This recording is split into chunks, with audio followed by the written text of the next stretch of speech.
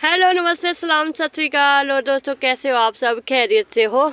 तो फ्रेंड्स, जैसे कल मैंने वीडियो अपलोड करी थी कि धूप की कमी के कारण बहुत सारे पौधे जो है ख़राब हो रहे हैं। तो आज मैंने सोचा कि जो जैसे कि धनिया वगैरह है, बहुत सारा पानी उसमें इस बार ग्रो बैग में इकट्ठा हो रहा था, मतलब पानी सूख नहीं रहा था। तो आज मैंने जो इसके जो धनिया वगैरह, कुछ साग वगैरह जो ख़राब हो रहा था, मतलब ऐसा कि पानी नहीं जा रहा, सूख रहा था। आप देख सकते हैं ये वाली दीवार जो है, यहाँ पर भी धूप भी आती है, फिर उसके बाद चली जाती है।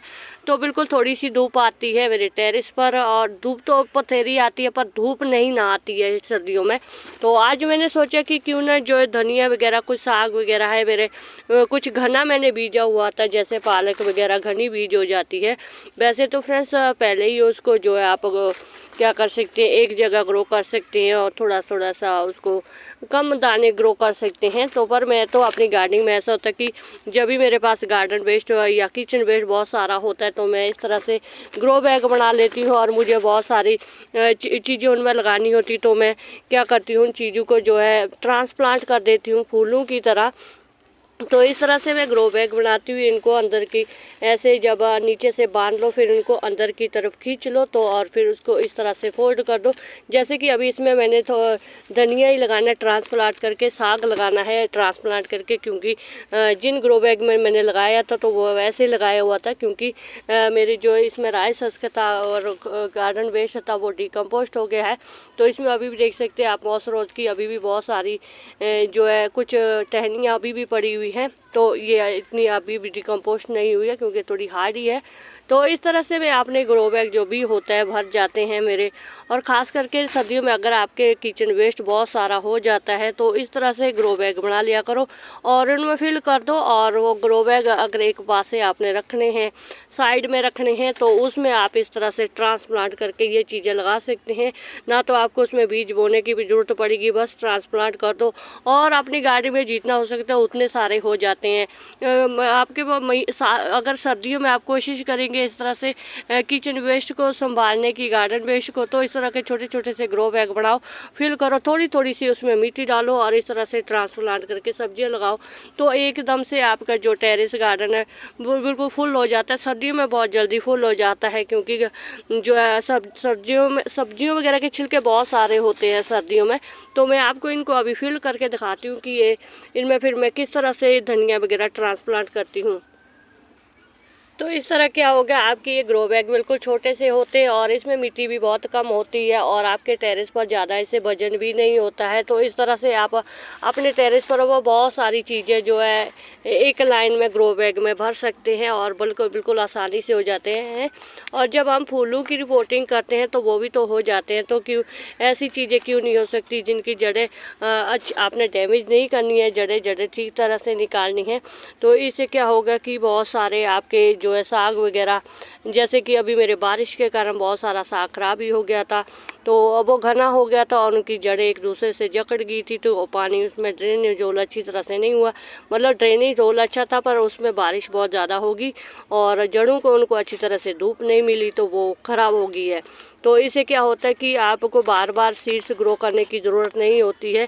जितने दिन आपके सीड्स ग्रो करने में लगेंगे, उतने में आपके इनमें भी नए पत्ते आ जाते हैं। ये मैं बहुत लगभग 2 साल हो गए इस तरह से ट्रांसप्लांट करती हूँ और एक जगह मैं सभी सब्जियों की तक पनीरी की तरह बना लेती हूँ, मतलब सैपलिंग की तरह ग्रो करके रख देती हूँ। और ख़ास करके ये ऐसे काम में कभी भी वीडियो नहीं बनाती हूँ, क्योंकि मुझे ऐसा लगता है कि अगर सामने वाला बोलेगा कि पहले ही क्यों नहीं अच्छी तरह से ग्रो कर सकते थे, थोड़े क्यों नहीं ग्रो कर सकते थे।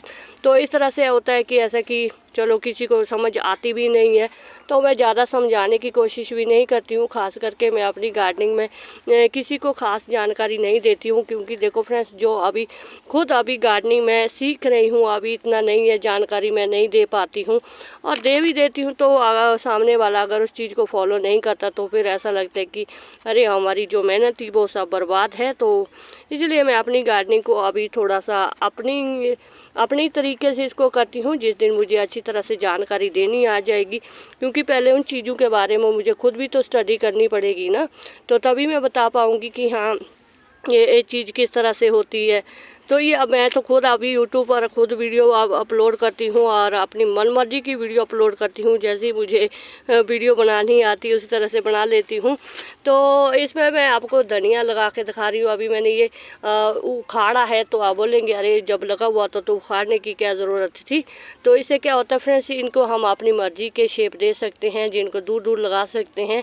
अगर आप देखेंगे, अगर आपने कभी जीरी या धान लगाया है, मैंने तो कभी नहीं लगाया पर देखा हुआ है मैंने, तो इस तरह से उसको दूर दूर करके लगाते हैं और फिर देखा वो कितने बुशी हो जाते हैं। एक जगह जब पनीरी होती है उनकी, तो वो दूर दूर करके कितने वो हो जाते हैं। गेहूं को तो नहीं हम ट्रांसप्लांट कर सकते, क्योंकि गेहूं की फसल वगैरह ये चीज़ें नहीं आप जो है ट्रांसप्लांट कर सकते हैं।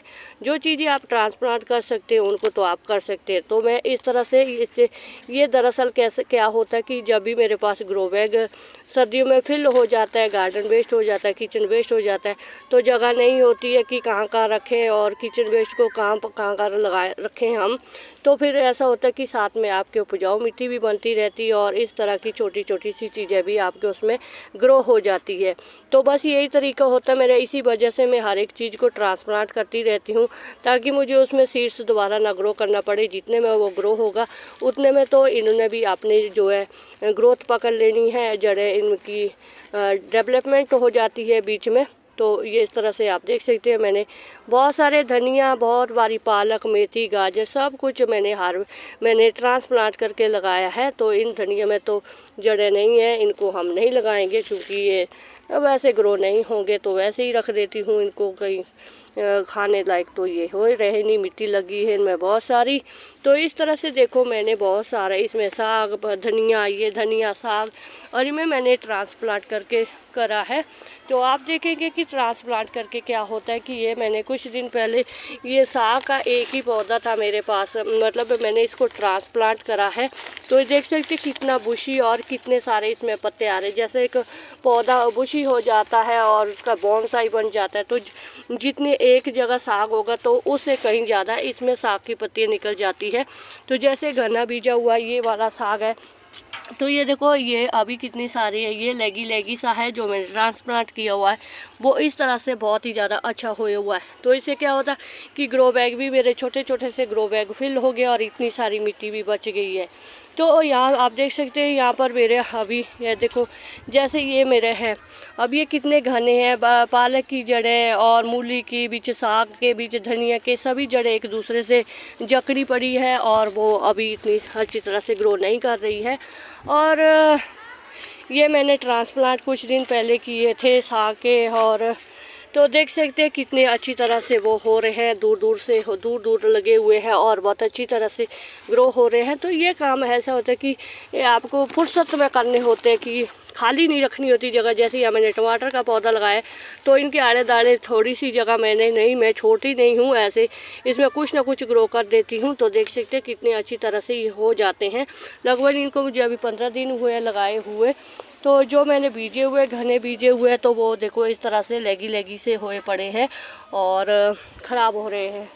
तो इस तरह से फ्रेंड्स मैंने जो है यहाँ पर कल परसों मैंने धनिया भी इसी तरह ट्रांसप्लांट किया हुआ है। तो ये देख सकते हैं कितना अच्छा हो रहा है धनिया भी। और इससे क्या होता है कि इनको एक स्पेस मिल जाएगा, ये एक झाड़ टाइप बन जाएगा। जितना मर्जी इसमें से धनिया हार्वेस्ट करती रहूँगी, ये ख़त्म नहीं होगा जब तक इसमें जो फ्लावरिंग सीड्स नहीं होंगे, तब तक ये इस तरह से रहेंगे। तो मैंने इस तरह से गाजर भी ट्रांसप्लांट की है, पालक भी ट्रांसप्लांट की है। तो ये दिखाऊं मैं, ये भी मैंने धनिया कल जो है ट्रांसप्लांट किया है। मैंने वीडियो नहीं इसकी बनाई थी, मैंने सोचा कि चलो एक बार इसकी वीडियो बना लेती हूँ। तो ये देखो, ये मैंने लाल साग वगैरह सब ट्रांसप्लांट किया है, अच्छी तरह से हो रहा है क्योंकि ये चीज़ें हेल्दी है, अच्छी तरीके से हो जाती है। तो यहाँ पर भी देख सकते हैं, यहाँ पर तो मैंने मूली तक ट्रांसप्लांट करी है, क्योंकि मैं ये बारीक थी, हो ही नहीं है। मूली नहीं भी होगी तो कोई बात नहीं, मूली के पत्ते तो इसमें हेल्दी हो जाएंगे।